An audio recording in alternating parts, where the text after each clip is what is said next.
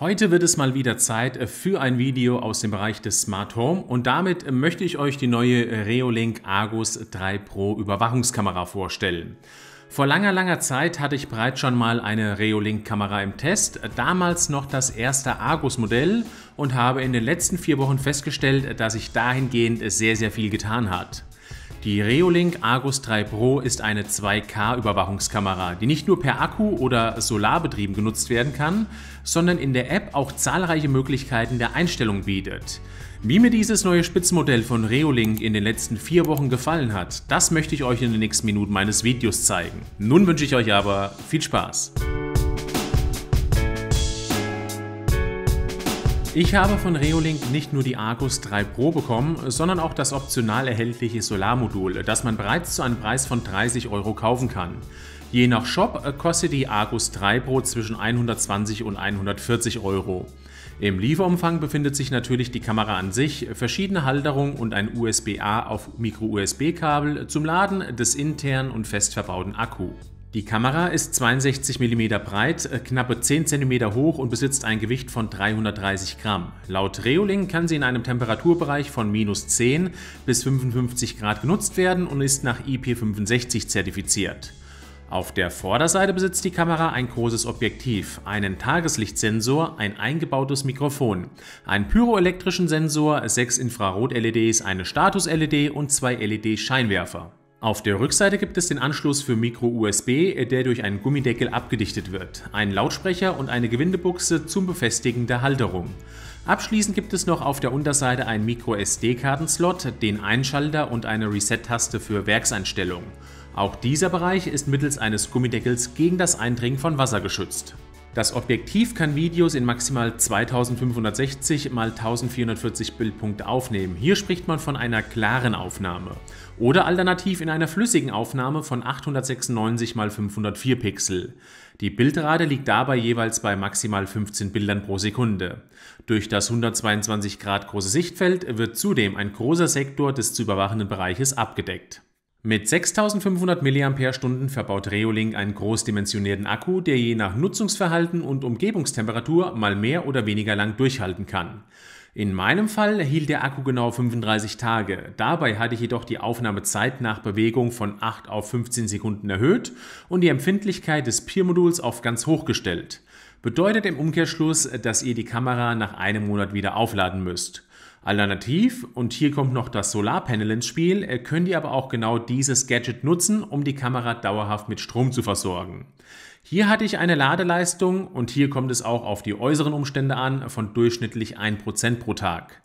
Da man die Kamera aber auch mittels eines 5 Volt und 2 Ampere Netzadapter laden kann, spricht meiner Meinung nach auch nichts dagegen, sie mit einem entsprechenden Netzteil zu versehen und an Dauerstrom zu hängen. Um die Reolink Argus 3 Pro umfassend nutzen zu können, müsst ihr zuerst entsprechende App für iOS oder Android herunterladen und die Kamera hinzufügen. Das kann sehr einfach über das Scannen eines QR-Codes erfolgen. Auf der Startseite der Anwendung findet ihr alle installierten Reolink-Kameras, hier in meinem Falle die Kamera aus dem Garten. Rechtsseitig des Kameranamens könnt ihr den pyroelektrischen Sensor aktivieren oder auch deaktivieren, der die Kameraaufzeichnung immer dann startet, wenn Wärmesignaturen erkannt werden. Wiederum rechtsseitig davon gelangt man zu den Geräteeinstellungen. In den Geräteeinstellungen findet man unter anderem Hinweise zum Akkustatus, dem verbundenen WLAN-Netzwerk oder ob Push-Benachrichtigungen zugelassen sind oder auch nicht. Über den im oberen Bereich befindlichen Punkt Display kann man nicht nur die Qualität der Videos bestimmen, sondern auch einen Tag- und Nachtmodus aktivieren bzw. in die Automatik stellen und festlegen, ob man die Kamera im Freien oder Innenraum verwendet. Etwas weiter unten kann man sich zudem noch Kameranamen und Datum einblenden lassen bzw. Privatzonen verwalten. Privatzonen sind dabei Sperrbereiche, die von der Videoaufnahme ausgeschlossen sind, sei es zum Beispiel Nachbargrundstücke oder öffentliche Bereiche. Hier kann man insgesamt bis zu 3 Privatzonen einrichten. Geht man wiederum einen Schritt zurück, so findet man den Punkt für die pyroelektrische Bewegungserkennung. Hierunter kann man unter anderem auch die Empfindlichkeit einstellen, die von niedrig bis hoch reicht.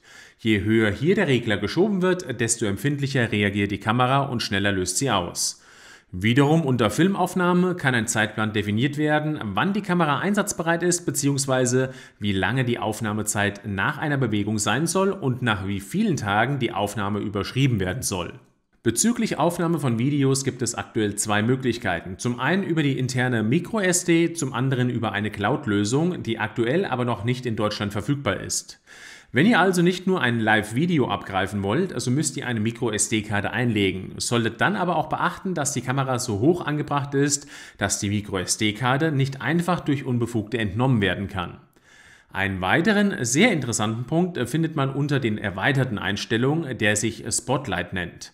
Dabei handelt es sich um die zwei kleinen LED-Scheinwerfer, die unter anderem automatisch im Nachtmodus aktiviert werden, sobald eine Bewegung erkannt wird. Geht ihr nun nochmal auf die Startseite zurück und klickt euch in das Live-Bild, so habt ihr unterhalb des Bildes Aktionsbuttons für die Bedienung der Kamera. Hier steht euch unter anderem auch der Wechsel von einem flüssigen Videobild zu einem 4-Megapixel-Modus zur Verfügung. Über das untere linke Mikrofonsymbol könnt ihr über den Kameralautsprecher mit eurem Gegenüber sprechen.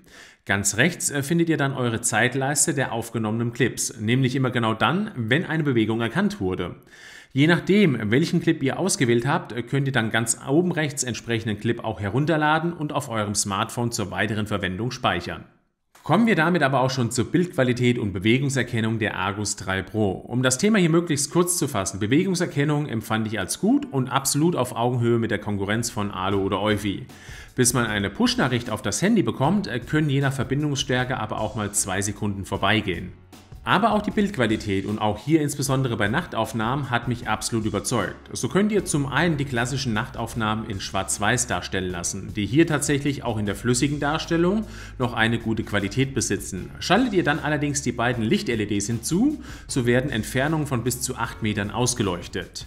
Wenn ihr die LED aktiviert habt, könnt ihr aber auch auf einen farbigen Nachtmodus wechseln, der euch auch hier eine gleich gute Qualität wie in Schwarz-Weiß bietet. Geht ihr nun aber nochmal in den 4-Megapixel-Modus, so werden Strukturen nochmals deutlicher, das Bild schärfer und insgesamt deutlich besser.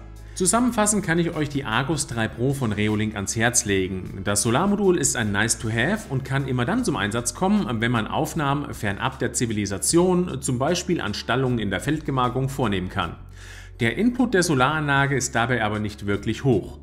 Solltet ihr die Anlage zu Hause verwenden, so würde ich euch empfehlen, diese mittels eines Netzteils zu betreiben, da ihr euch dadurch a. keine Gedanken über die Akkukapazität machen müsst und b. die Kamera auch so hoch platzieren könnt, dass die MicroSD-Karte nicht gestohlen werden kann. Selbst mit hohen Einstellungen und einer hohen Bewegungsempfindlichkeit hielt der Akku bei mir 35 Tage und auch die Bildqualität empfand ich nicht nur bei Tag, sondern auch bei Nacht als wirklich gut. Einziges Manko ist hier, dass die gespeicherten Aufnahmen nur in einer flüssigen Qualität über das Smartphone heruntergeladen werden können und die hohe Qualität lediglich in der Live-Ansicht vorliegt. Für etwas mehr als 100 € ist sie aber dennoch eine absolute Kaufempfehlung. Und damit bin ich auch schon am Ende meines Erfahrungsberichtes mit der Reolink Argus 3 Pro nach etwas mehr als 4 Wochen Nutzung und bedanke mich an dieser Stelle, dass ihr zugeschaut habt. Würde mich riesig freuen, wenn euch das Video gefallen hat, ihr ein Like oder auch Kommentar hinterlasst und vor allem auch bei den zukünftigen Videos einschaltet. Bis dahin, macht's gut und ciao.